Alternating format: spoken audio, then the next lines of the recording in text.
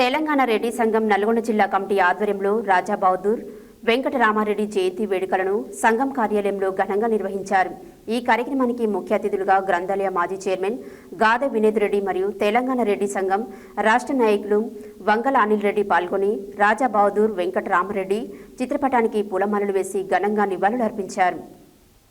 తెలంగాణ రెడ్డి సంఘం నల్గొండ జిల్లా కమిటీ ఆధ్వర్యంలో రాజా బహదూర్ వెంకటరామారెడ్డి జయంతి వేడుకలను ఘనంగా సంఘ కార్యాలయంలో నిర్వహించారు.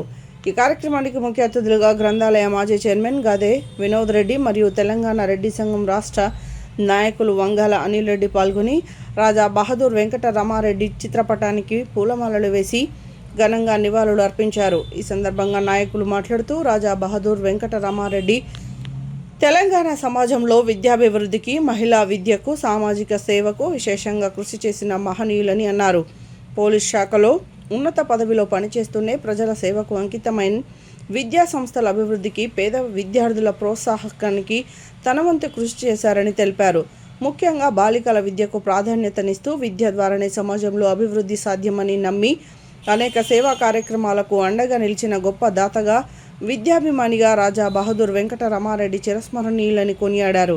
ఆయన ఆశయాలను నేటి యువత ఆదర్శంగా తీసుకుని విద్య, సామాజిక సేవ, సమాజ అభ్యున్నతి కోసం కృషి చేయాలని పిలుపునిచ్చారు.